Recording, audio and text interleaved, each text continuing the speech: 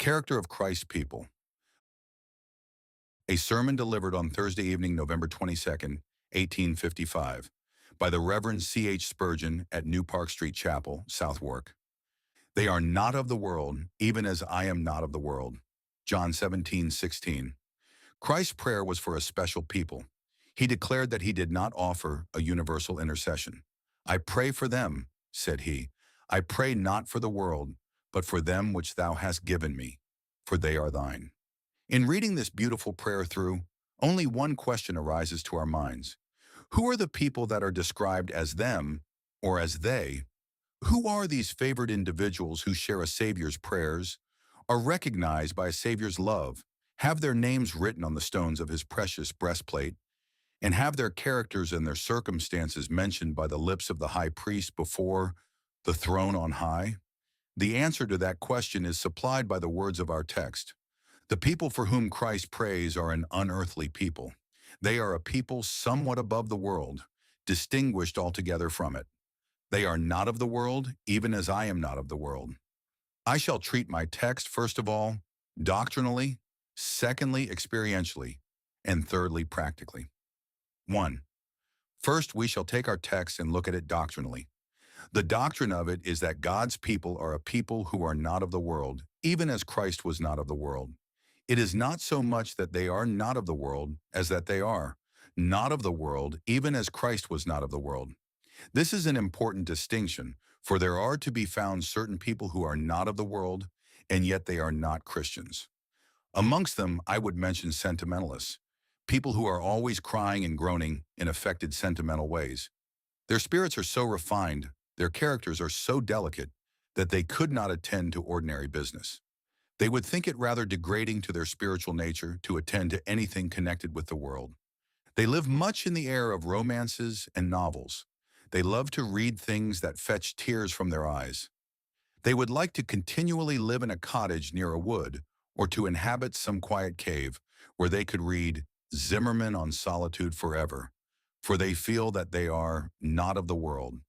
The fact is, there is something too flimsy about them to stand the wear and tear of this wicked world.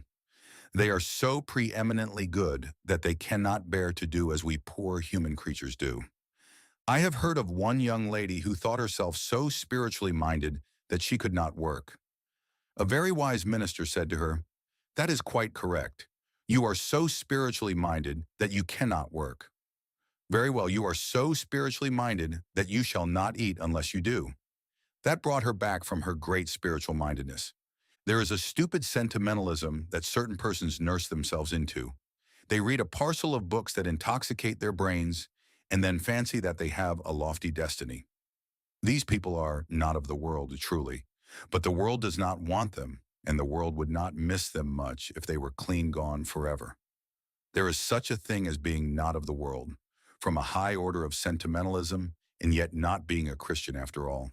For it is not so much being not of the world as being not of the world, even as Christ was not of the world.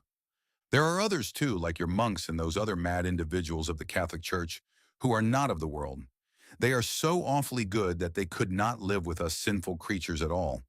They must be distinguished from us altogether. They must not wear, of course, a boot that would at all approach to a worldly shoe, but they must have a sole of leather strapped on with 2 or 3 thongs, like the far-famed Father Ignatius.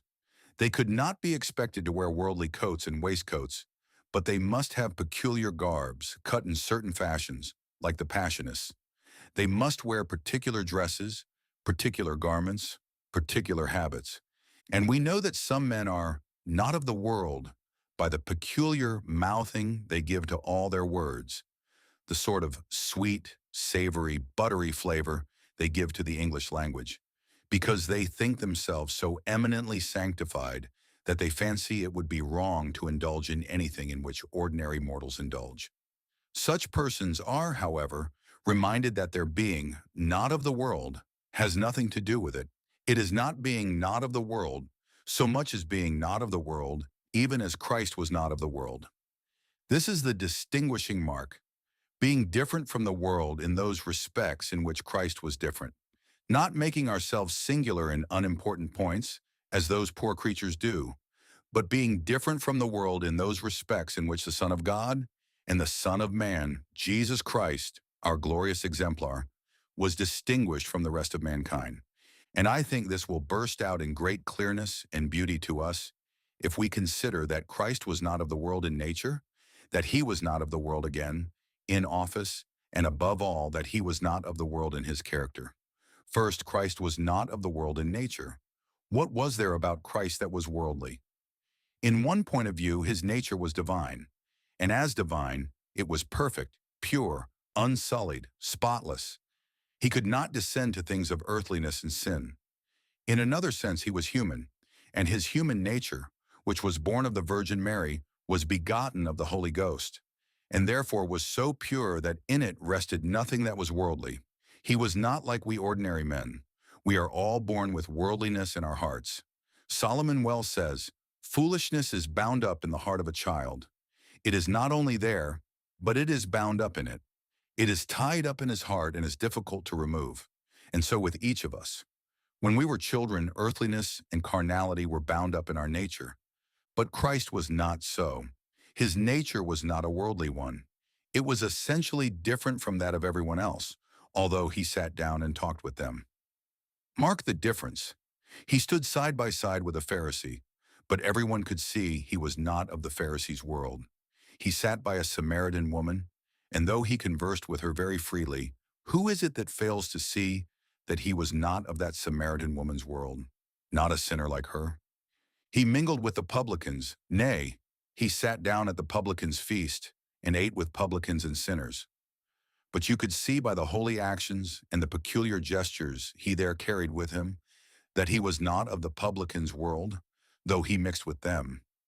There was something so different in his nature that you could not have found an individual in all the world whom you could have set beside him and said, "There, he is of that man's world." Nay, not even John, though he leaned on his bosom and partook very much of his Lord's Spirit, was exactly of that world to which Jesus belonged.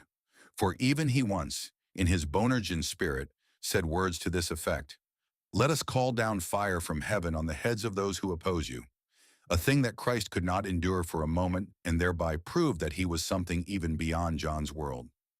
Well, beloved, in some sense, the Christian is not of the world even in his nature. I do not mean in his corrupt and fallen nature, but in his new nature. There is something in a Christian that is utterly and entirely distinct from that of anybody else. Many persons think that the difference between a Christian and a worldling consists in this. One goes to chapel twice on a Sabbath day. Another does not go but once, or perhaps not at all. One of them takes the sacrament, the other does not. One pays attention to holy things, the other pays very little attention to them. But beloved, that does not make a Christian. The distinction between a Christian and a worldling is not merely external, but internal. The difference is one of nature and not of act. A Christian is as essentially different from a worldling as a dove is from a raven or a lamb from a lion. He is not of the world even in his nature. You could not make him a worldling. You might do what you liked, you might cause him to fall into some temporary sin, but you could not make him a worldling. You might cause him to backslide, but you could not make him a sinner as he used to be. He is not of the world by his nature. He is a twice-born man. In his veins run the blood of the royal family of the universe. He is a nobleman. He is a heaven-born child. His freedom is not merely a bought one, but he has his liberty by his newborn nature. He is begotten again unto a lively hope. He is not of the world by his nature. He is essentially and entirely different from the world. There are persons in this chapel now who are more totally distinct from one another than you can even conceive. I have some here who are intelligent and some who are ignorant, some who are rich and some who are poor. But I do not allude to those distinctions. They all melt away into nothing in that great distinction. Dead or alive, spiritual or carnal, Christian or worldling. And oh, if you are God's people, then you are not of the world in your nature, for you are not of the world, even as Christ was not of the world.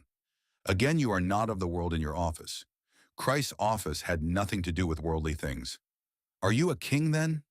Yes, I am a king, but my kingdom is not of this world. Are you a priest? Yes, I am a priest, But my priesthood is not the priesthood which I shall soon lay aside, or which shall be discontinued as that of others has been. Are you a teacher?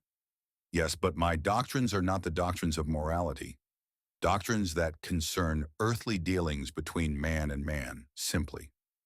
My doctrine comes down from heaven. So Jesus Christ, we say, is not of the world. He had no office that could be termed a worldly one, and he had no aim which was in the least worldly. He did not seek his own applause, his own fame, his own honor. His very office was not of the world. And O believer, what is your office? Have you none at all? Why, yes, man, you are a priest unto the Lord your God. Your office is to offer a sacrifice of prayer and praise each day. Ask a Christian what he is. Say to him, what is your official standing? What are you by office? Well, if he answers you properly, he will not say, I am a draper or druggist, or anything of that sort. No, he will say, I am a priest unto my God. The office unto which I am called is to be the salt of the earth. I am a city set on a hill, a light that cannot be hid. That is my office. My office is not a worldly one. Whether yours is the office of the minister, or the deacon, or the church member, you are not of this world in your office, even as Christ was not of the world. Your occupation is not a worldly one. Again, you are not of the world in your character, for that is the chief point in which Christ was not of the world. And now, brethren, I shall have to turn somewhat from doctrine to practice before I get rightly to this part of the subject, for I must reprove many of the Lord's people, that they do not sufficiently manifest that they are not of the world in character, even as Christ was not of the world. Oh, how many of you there are who will assemble around the table at the supper of your Lord, who do not live like your Savior? How many of you there are who join our church and walk with us, and yet are not worthy of your high calling and profession? Mark you the churches all around, and let your eyes run with tears, when you remember that of many of their members it cannot be said, Ye are not of the world, for they are of the world. O my hearers, I fear many of you are worldly, carnal, and covetous, and yet you join the churches and stand well with God's people by a hypocritical profession. O you whitewashed sepulchres, you would deceive even the very elect. You make clean the outside of the cup and platter, but your inward part is very wickedness. Oh, that a thundering voice might speak this to your ears. Those whom Christ loves are not of the world, but you are of the world, therefore you cannot be his, even though you profess so to be, for those who love him are not such as you. Look at Jesus' character, how different from every other man's, pure, perfect, spotless. Even such should be the life of the believer. I plead not for the possibility of sinless conduct in Christians, but I must hold that grace makes men to differ, and that God's people will be very different from other kinds of people. A servant of God will be a God's man everywhere. As a chemist, he could not indulge in any tricks that such men might play with their drugs. As a grocer, if indeed it be not a phantom that such things are done, he could not mix sloe leaves with tea or red lead in the pepper. If he practiced any other kind of business, he could not for a moment condescend to the little petty shifts called methods of business. To him it is nothing what is called business. It is what is called God's law. He feels that he is not of the world. Consequently, he goes against its fashions and its maxims. A singular story is told of a certain Quaker. One day he was bathing in the Thames, and a waterman called out to him, "Ha! There goes the Quaker. How do you know I'm a Quaker?" "Because you swim against the stream. It is the way the Quakers always do." That is the way Christians always ought to swim against the stream. The Lord's people should not go along with the rest in their worldliness. Their characters should be visibly different. You should be such men and women that your fellows can recognize you without any difficulty and say, "Such a man is a Christian." Ah, beloved, it would puzzle the angel Gabriel himself to tell whether some of you are Christians or not, if he were sent down to the world to pick out the righteous from the wicked. None but God could do it, for in these days of worldly religion, they are so much alike. It was an ill day for the world when the sons of God and the daughters of men were mingled together. And it is an ill day now when Christians and worldlings are so mixed that you cannot tell the difference between them. God save us from a day of fire that may devour us in consequence. But, oh beloved, the Christian will be always different from the world. This is a great doctrine, and it will be found as true in ages to come as in the centuries which are past. Looking back into history, we read this lesson. They are not of the world, even as I am not of the world. We see them driven to the catacombs of Rome. We see them hunted about like partridges. And wherever in history you find God's servants, you can recognize them by their distinct, unvarying character. They were not of the world, but were a people scarred and peeled, a people entirely distinct from the nations. And if in this age there are no different people, if there are none to be found who differ from other people, there are no Christians, for Christians will be always different from the world. They are not of the world, even as Christ is not of the world. This is the doctrine. Now, for treating this text experientially, do we, dearly beloved, feel this truth? Has it ever been laid to our souls so that we can feel it as ours? They are not of the world, even as I am not of the world. Have we ever felt that we are not of the world? Perhaps there is a believer sitting in a pew tonight who says, "Well, sir, I can't say that I feel as if I was not of the world, for I have just come from my shop, and worldliness is still hanging about me." Another says, "I have been in trouble and my mind is very much harassed. I can't feel that I am different from the world. I am afraid that I am of the world." But beloved, we must not judge ourselves rashly, because just at this moment we discern not the spot of God's children. Let me tell you, there are always certain testing moments when you can tell of what kind of stuff a man is made. Two men are walking. Part of the way their road lies side by side. How do you tell which man is going to the right and which to the left? Why, when they come to the turning point? Now, tonight is not a turning point, for you are sitting with worldly people here, but at other times we may distinguish. Let me tell you one or two turning points when every Christian will feel that he is not of the world. One is when he gets into very deep trouble. I do believe in protest that we never feel so unearthly as when we get plunged down into trouble. Ah, when some creature comfort has been swept away, when some precious blessing has withered in our sight, like the fair lily, snapped at the stalk. When some mercy has been withered, like Jonah's gourd in the night, then it is that the Christian feels, "I am not of the world." His cloak is torn from him, and the cold wind whistles almost through him. And then he says, "I am a stranger in the world, as all my fathers were. Lord, you have been my dwelling place in all generations." You have had at times deep sorrows. Thank God for them. They are testing moments. When the furnace is hot, it is then that the gold is tried best. Have you felt at such a time that you were not of the world? Or have you rather sat down and said, "Oh, I do not deserve this trouble"? Did you break under it? Did you bow down before it and let it crush you while you cursed your Maker? Or did your spirit, even under its load, still lift itself unto him, like a man all dislocated on the battlefield, whose limbs are cut away, but who still lifts himself up as best he can and looks over the field to see if there be a friend approaching? Did you do so? Or did you lie down in desperation and despair? If you did that, methinks you are no Christian. But if there was a rising up, it was a testing moment, and it proved that you were not of the world, because you could master affliction, because you could tread it underfoot and say, "When all created streams are dry, his goodness is the same. With this I well am satisfied, and glory in his name." But another testing moment is prosperity. Oh, there have been some of God's people who have been more tried by prosperity than by adversity. Of the two trials, the trial of adversity is less severe to the spiritual man than that of prosperity. As the fining pot for silver, so is a man to his praise.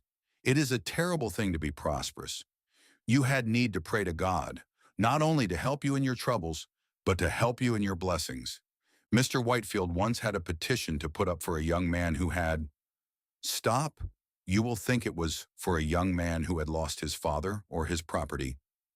No. The prayers of the congregation are desired for a young man who has become heir to an immense fortune and who feels he has need of much grace to keep him humble in the midst of riches. That is the kind of prayer that ought to be put up, for prosperity is a hard thing to bear. Now, perhaps you have become almost intoxicated with worldly delights, even as a Christian. Everything goes well with you. You have loved and you are loved. Your affairs are prosperous. Your heart rejoices, your eyes sparkle. You tread the earth with a happy soul and a joyous countenance. You are a happy man, for you have found that even in worldly things, godliness with contentment is great gain. Did you ever feel, these can never satisfy, give me Christ or else I die?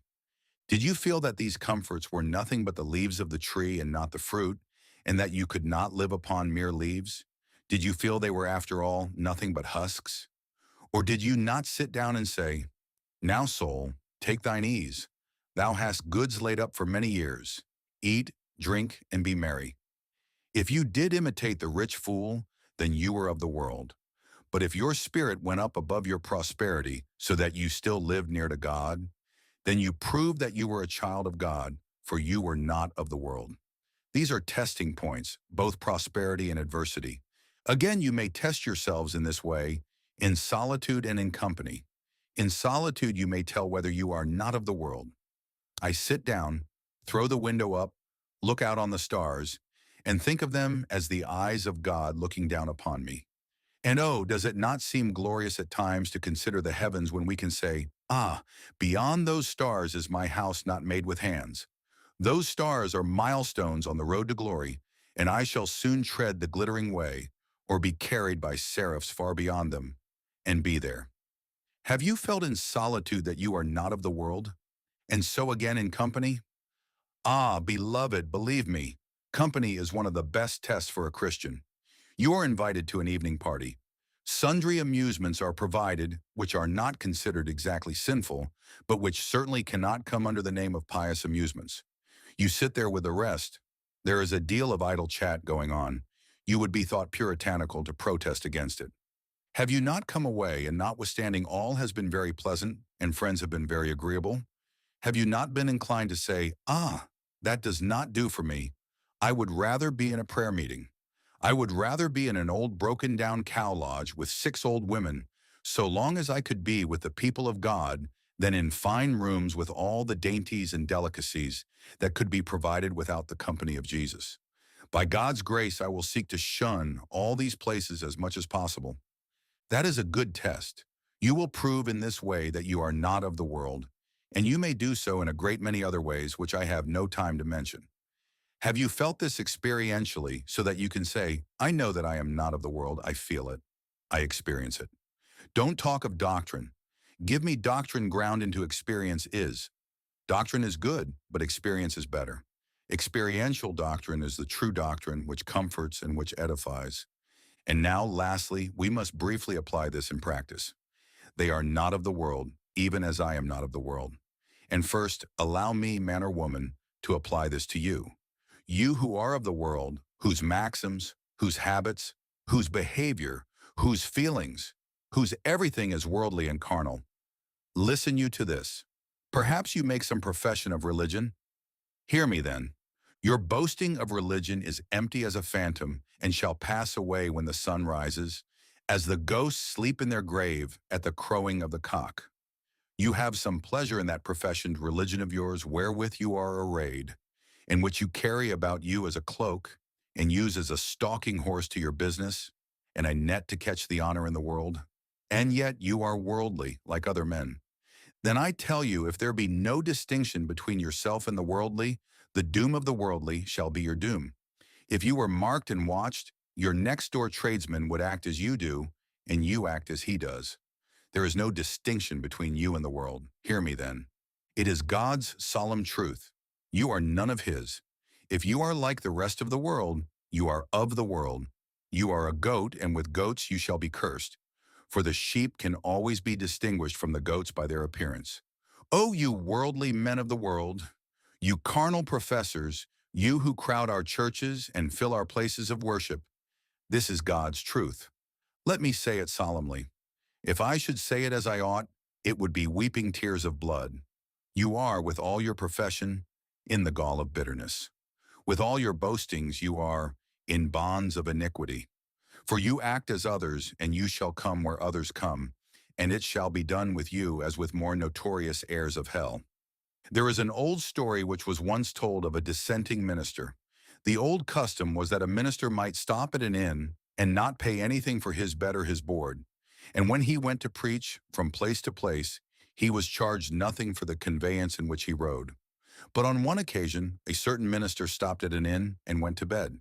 The landlord listened and heard no prayer. So when the preacher came down in the morning, he was presented his bill.